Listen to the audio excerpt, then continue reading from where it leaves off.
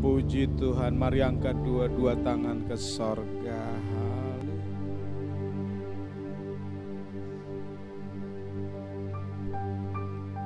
Engkau yang kami andalkan Tuhan. Tuhanlah penghibur kami, Tuhanlah pemulih kami. Tuhan Yesuslah yang memberikan kekuatan kepada kami. Gracia-Mu melimpah pada hari ini. Kasih karunia yang melimpah-limpah mengalir. Kuasa-Mu mengalir Tuhan. Kami menyambut kuasa-Mu, kami menerima kuasa-Mu. Bapa, terima kasih untuk anugerah-Mu pada hari ini. Kami datang lagi di sini untuk mendengarkan firman-Mu. Berbicaralah kepada kami sudah siap mendengarkan firman. Kita yang percaya dan diberkati katakan amin. Silakan duduk Bapak Ibu yang terkasih. Shalom. Apa kabar?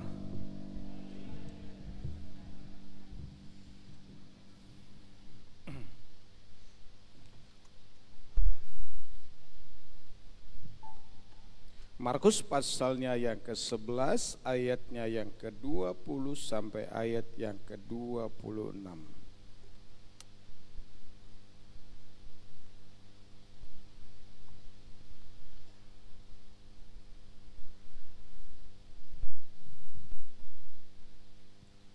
Bila Tuhan Yesus membuat mujizat, bukan berarti Dia asal buat mujizat. Selalu Tuhan Yesus punya maksud dan tujuan. Mujizat itu adalah sesuatu di luar jangkauan pikiran kita terjadi atas kita. Hari ini kita belajar dari mujizat yang pernah dibuat oleh Yesus terhadap ciptaan, terhadap alam, dan apa yang Tuhan Yesus mau ajarkan kepada kita. Kita lihat dari Markus pasalnya yang ke-11 ayat 20 sampai ayat yang ke-26. Demikianlah firman Tuhan. Monitor saya enggak bunyi ya?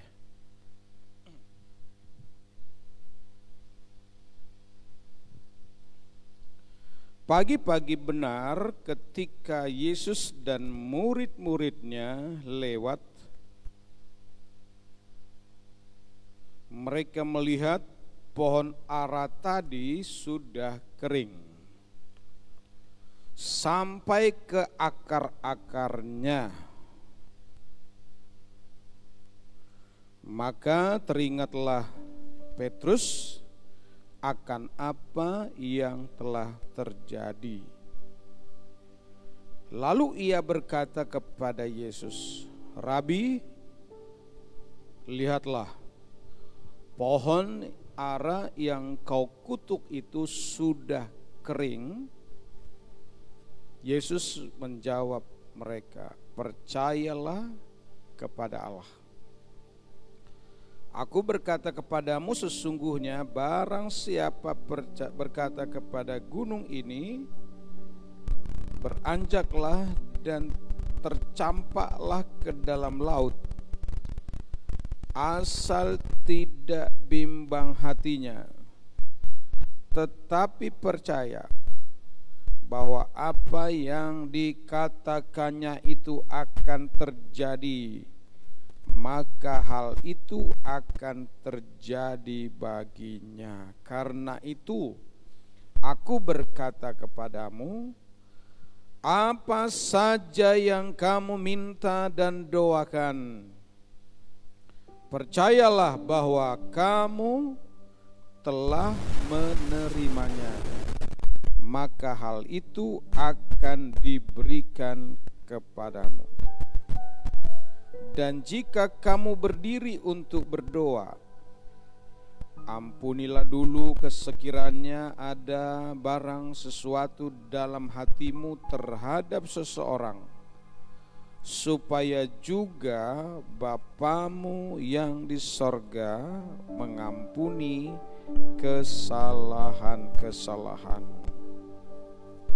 Tetapi jika kamu tidak mengampuni, maka Bapamu yang di sorga juga tidak akan mengampuni kesalahan-kesalahanmu.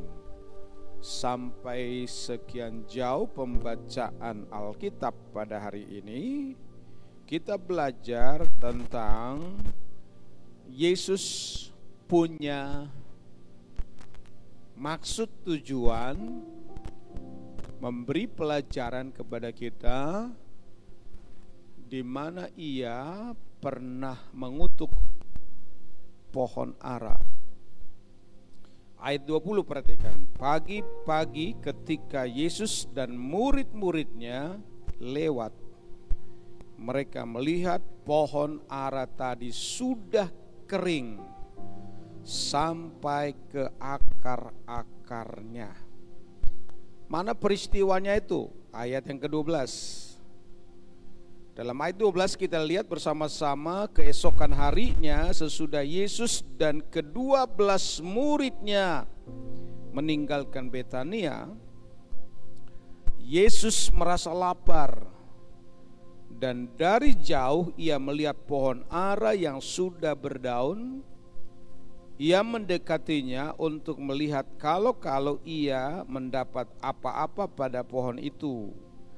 Tetapi waktu ia tiba di situ, ia tidak mendapat apa-apa selain daun-daun saja,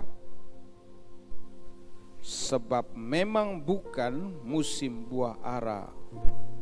Maka katanya kepada pohon itu, jangan lagi seorang pun makan buahmu selama-lamanya. Dan murid-muridnya pun mendengarnya. Apa yang didengar oleh murid Tuhan itu terjadi. Maka dalam ayat 20 tadi kita baca, pagi-pagi ketika Yesus dan murid-muridnya lewat, mereka melihat pohon ara tadi sudah kering sampai ke akar-akarnya. Tuhan Yesus baru saja masuk Yerusalem beberapa hari yang lalu. Sebelum dia masuk ke Yerusalem, dia berkata kepada muridnya, kamu ambil di sana, ada di rumah di sebelah sana itu ada seekor keledai tertambat dekat induknya, dia belum pernah ditunggangi, bawa kemari, dan kalau kamu ditanya, kenapa kamu bawa itu? Yesus memerlukannya. Keledai itu diambil, belum pernah ditunggangi. Bayangkan ya, belum pernah ditunggangi, biasanya kan agak susah itu karena belum terlatih. Tapi keledai itu tunduk, taat, dibawa, yang punya juga memberinya dengan tulus. Dan kemudian di atas keledai itu ditaruh kain, Yesus didudukkan di situ, lalu Yesus masuk ke kota, diarak masuk ke dalam kota. Pada waktu Yesus masuk ke dalam kota itu, semua orang heran. Dialah yang menyembuhkan, Dialah yang memulihkan kami. Lalu semua orang itu ada yang ambil dari rumahnya, pakaian-pakaian yang masih baru, dihamparkan di jalanan, di mana keledai yang sedang membawa Yesus itu akan lewat. Begitu semaraknya waktu itu, sampai semua orang yang ada di sana berkata, Hosana bagi anak Daud, Hosana, diberkatilah dia yang datang dalam nama Tuhan Yesus, diberkatilah dia, Hosana, Hosana. Ada juga yang marah, kenapa ini ribut-ribut, Hosana, Hosana. Lalu Yesus bilang apa?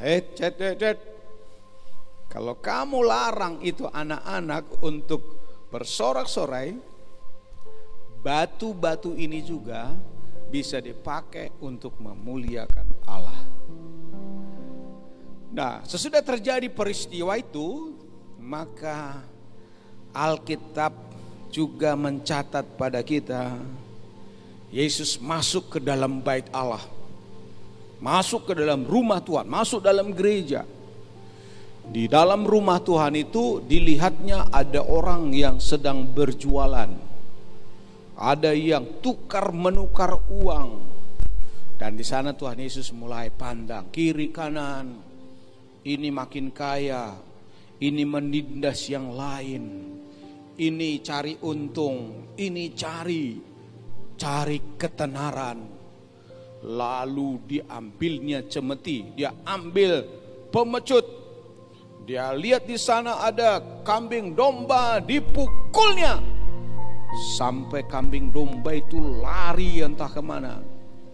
Dan penjual-penjual juga, penukar-penukar uang, ditunggang balikannya. Uang-uang mereka berhamburan. Semua orang ribut, marah. Kenapa kamu lakukan ini? Lalu Yesus tegas berbicara begini. Kamu telah membuat rumahku menjadi sarang penyamun. Padahal rumahku adalah rumah doa.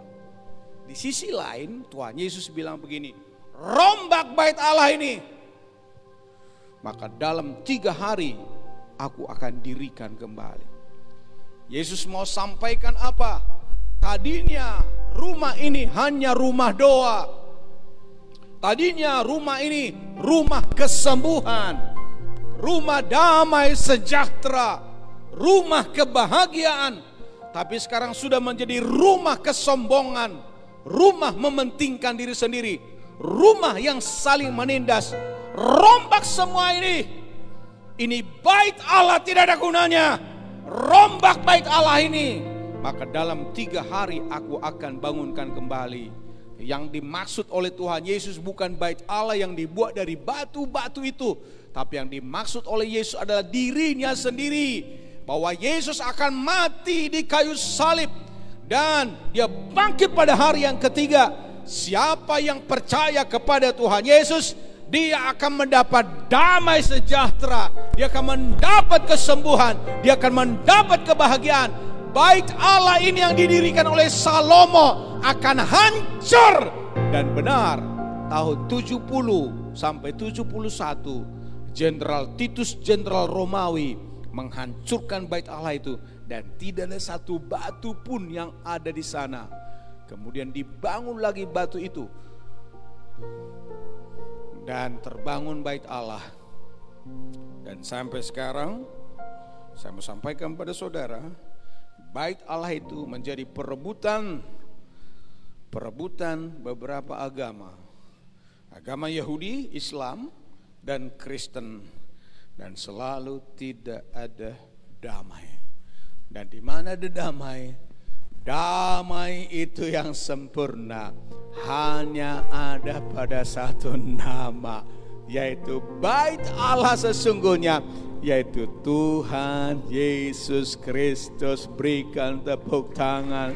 Oh haleluya. Bagi Dia segala pujian, hormat serta syukur kekal selamanya. Bagi Dia segala pujian, hormat serta syukur selama-lamanya. Setelah Yesus membersihkan bait Allah itu, Alkitab tadi di sana dikatakan dia meninggalkan Betania dan dari jauh dia melihat ada pohon ara. Pohon ara itu dari jauh, hijau daunnya. Lalu dia mendekati pohon ara itu.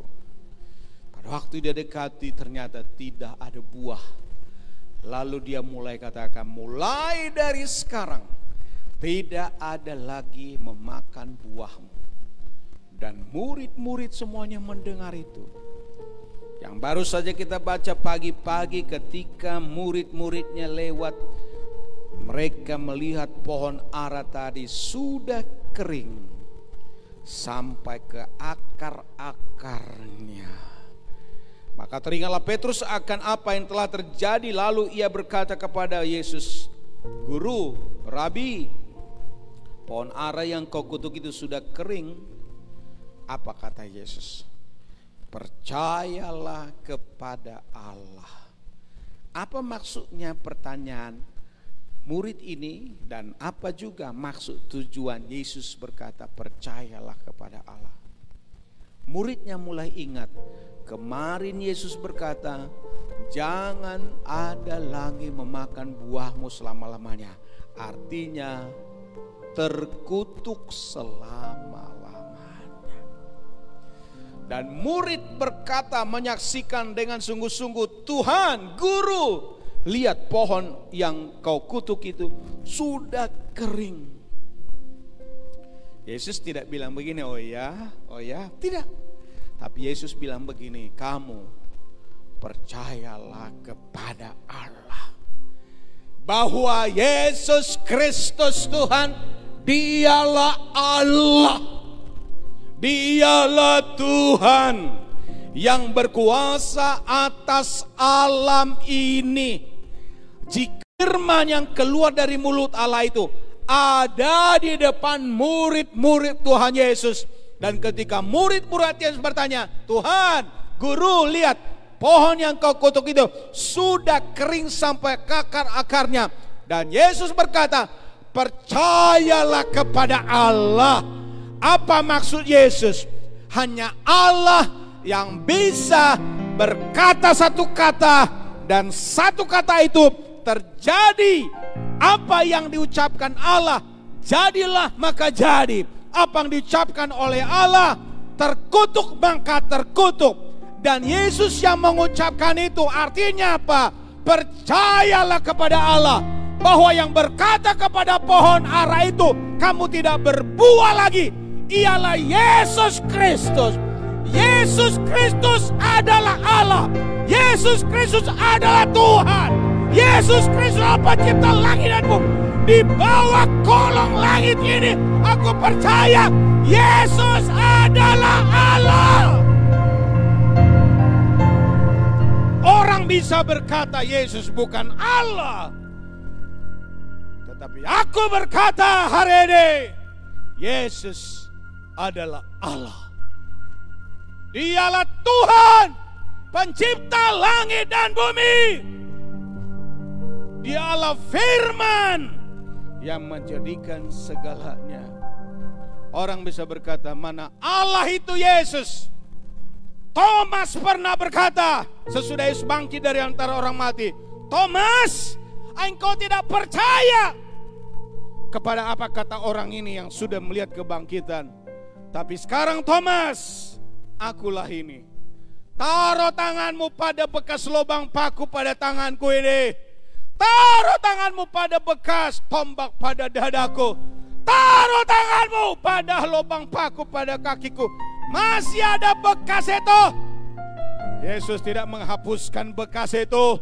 Walaupun Yesus bisa lakukan itu, tapi itu sebagai kesaksian bahwa bilurnya, bekas tombak itu, bekas paku itu adalah bekas penyelamatan. Dan ketika Thomas melihat itu, dia tidak tahan. Lalu dia menyembah kepada Yesus dan berkata, ya Allahku, ya Tuhanku, aku mau beritakan kepada kalian semua jemaat yang ada di sini, baik kepada seluruh dunia, bahwa Yesus Kristus adalah Allah. Saudara, ketika Yesus berkata, percayalah kepada Allah, itulah salah satu tujuan, makna, arti mengapa Yesus mengutuk pohon ara itu. Untuk menunjukkan dialah Tuhan Allah. Dialah yang meneduhkan lautan. Dialah segalanya. Percayalah kepada Tuhan Allah. Itu nomor satu. Nomor dua, ini demi kepentingan kita. Aku berkata kepadamu sesungguhnya, barang siapa berkata kepada gunung ini, beranjaklah dan tercampaklah ke dalam laut, Asal tidak bimbang hatinya, tetapi percaya bahwa apa yang dikatakannya itu akan terjadi, maka hal itu akan terjadi baginya. Ayat 24, karena itu aku berkata kepadamu, apa saja yang kamu minta dan doakan, percayalah bahwa kamu telah menerimanya, maka hal itu akan diberikan kepadamu. Nomor satu tadi, kenapa pohon ara itu dikutuk sampai ke akar-akarnya mati? Untuk menyatakan bahwa Yesus adalah Allah. Yesus berkata, percayalah kepada Tuhan Allah.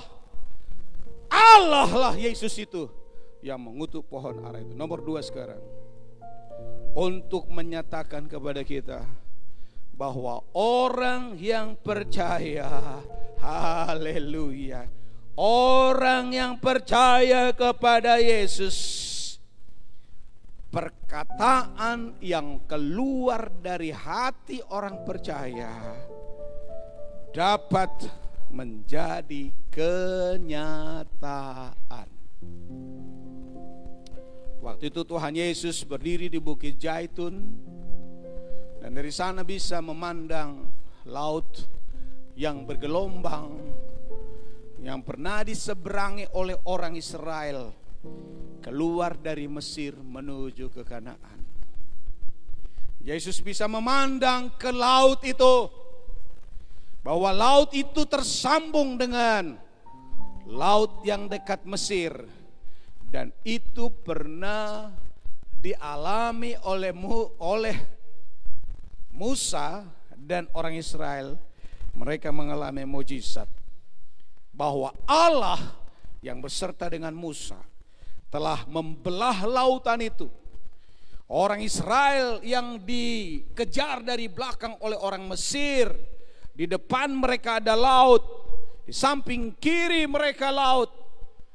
Bagi mereka tadinya hanya satu harapan saja, matilah kami.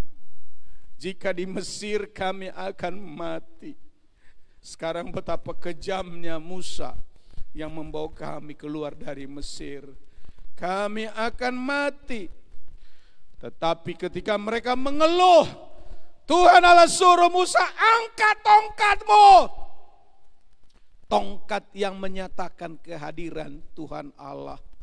Sentuhkan tongkatmu pada laut itu. Dan ketika disentuhkan tongkatnya pada air laut itu, air laut terbelah menjadi dua. Orang Israel berjalan di sana. Mereka berjalan di tanah yang kering. Kiri kanan mereka menjadi laut kaca. Mereka semua seolah dibayangkan dalam satu baptisan rame-rame. Mereka berjalan di dalam lautan itu. Dan pada waktu mereka sudah sampai di daratan, musuh dari Mesir datang mengejar mereka. Kuda-kuda Firaun, kereta-kereta Firaun, senjata-senjata yang tajam, lembing, panahnya. Mereka mengejar orang Israel. Tapi pada waktu mereka semua mengejar, mereka adalah ahli-ahli kekuatan untuk menghabisi orang Israel. Tapi tiba-tiba air laut itu menyatu lagi. Dan mereka mati di sana dengan mujizat Tuhan. Sejarah membuktikan sampai pada hari ini ada bekas-bekas kereta kuda dari Mesir diambil dari laut itu. Bukti bahwa Tuhan Allah mengadakan mujizatnya hanya dengan satu perkataan, hanya dengan satu tindakan. Hal yang sama juga bisa terjadi kepada kita yang percaya kepada Tuhan Allah. Siapa yang kita percaya adalah Tuhan Yesus Kristus. Yesus yang sudah mati di Golgota, darahnya tercurah bagi kita. Dan Yesus yang berkata dalam Markus pasalnya yang ke-16, tanda-tanda ini menyertai orang percaya. Meletakkan tangan bagi yang sakit disembuhkan. Mengusir setan dalam namaku, setan dia akan pergi. Yesus yang berkata dalam Yohanes pasal 10:10, pencuri datang hanya untuk mencuri, membunuh dan membinasakan. Tapi aku datang supaya mereka hidup dan hidupnya berkelimpahan. Itulah Yesus Tuhan kita. Yesus yang berkata dalam Yohanes pasal 14, minta dalam namaku maka akan diberikan kepadamu. Dan Yesus ini juga yang berkata pada hari ini, aku berkata kepadamu sesungguhnya, barang siapa berkata kepada gunung ini, pindah ke laut, maka akan pindah. Bukan berarti kita memindahkan gunung itu, tapi ini adalah sebuah kemustahilan. Bahwa apa yang kita minta di dalam nama Tuhan Yesus, percayalah apa yang kita minta itu pasti terjadi. Haleluya. Kenapa engkau susah pada hari-hari ini? Karena engkau tidak pernah menggunakan nama itu. Nama itu masih berkuasa. Nama di atas segala nama. Nama yang ajaib. Gunakan nama itu untuk penyakitmu. Gunakan nama itu untuk berkasilanmu. Gunakan nama itu untuk membangkitkan rohmu. Nama itu tetap berkuasa. Percayalah kepada Tuhan Allah. Asal tidak bimbang hatimu. Jangan pernah bimbang. Kenapa engkau mati lebih cepat? Engkau bimbang kuasa Tuhan. Kenapa tidak tercapai apa yang kau doakan? Engkau bimbang dalam hatimu. Dan orang yang bimbang hatinya, Alkitab berkata dalam kitab Yakobus, barang siapa berdoa dengan bimbang, dia sama dengan air laut yang bergelombang itu. Kalau kamu berdoa, percayalah bahwa kamu sudah menerimanya. Percayakah engkau bahwa engkau sembuh? Percayakah engkau bahwa engkau sehat? Katakan kepada Tuhan, aku bisa melihat hal-hal yang hebat ke depan. Karena Tuhan katakan pada kita, kalau kita percaya, karena itu mulai dari sekarang jaga perkataan. Jangan pernah salah ucap dengan kata-kata. Kita ketemu dengan suami, kita katakan kurang ajar. Jadilah padamu seperti yang kau ucapkan, maka suamimu menjadi kurang ajar. Jangan ucapkan pada istri, memang dia pemalas, maka jadilah istrimu jadi pemalas. Jangan katakan kepada anak-anakmu, memang engkau anak monyet, maka jadilah engkau bapaknya sebagai opungnya monyet. Karena apa? Jadi padamu sesuai dengan perkataanmu. Jaga kata-kata. Jangan karena kita susah, jangan karena kita mengalami situasi yang tidak menyenangkan, lalu sembarang kita bicara. Sampai pembicaraan kita pun mengutuk diri sendiri. Kalau engkau percaya, katakan, bersama dengan Yesus kita lakukan perkara yang besar. Kalau kita percaya, bersama Yesus kita menang. Kalau kita percaya, di dalam Yesus tidak ada yang kalah. Bersama Yesus menang, bersama Yesus sembuh, bersama Yesus bahagia, bersama Yesus ada damai sejahtera. Karena Yesus adalah damai sejahtera kita. Haleluya. Hendaklah itu di dalam hati kita, jangan sembarang berbicara. Ucapkan perkataan-perkataan firman. Ucapkan kata-kata yang membangun, baik kepada diri sendiri dan juga bagi orang-orang dekat dengan kita. Itulah buah yang mengalir dari mulut kita. Yang ketiga, Bapak Ibu, dari peristiwa mujizat Yesus mengutuk pohon ara ini memberikan pelajaran kepada kita tentang pengampunan yang berlimpah-limpah. Dan jika kamu, ayat 25, dan jika kamu berdiri untuk berdoa, ampunilah dulu sekiranya ada barang sesuatu dalam hatimu terhadap seseorang. Supaya juga Bapamu yang di sorga mengampuni kesalahan-kesalahanmu. Tetapi jika kamu tidak mengampuni, maka Bapamu di sorga juga tidak akan mengampuni kesalahan-kesalahanmu. Mengampuni. Apa artinya mengampuni? Kita bersedia menerima apa kata-kata orang kepada kita sebagai rancangan Tuhan untuk mendewasakan kita. Saya ucapkan lagi. Mengampuni artinya adalah menurut hemat saya, menurut pendetamu ini, mengampuni ialah jika ada orang yang bersalah kepada kita, kita menjadikan kesalahan itu menjadi berkat dalam hidup kita untuk mendewasakan dan memperlengkapi kita.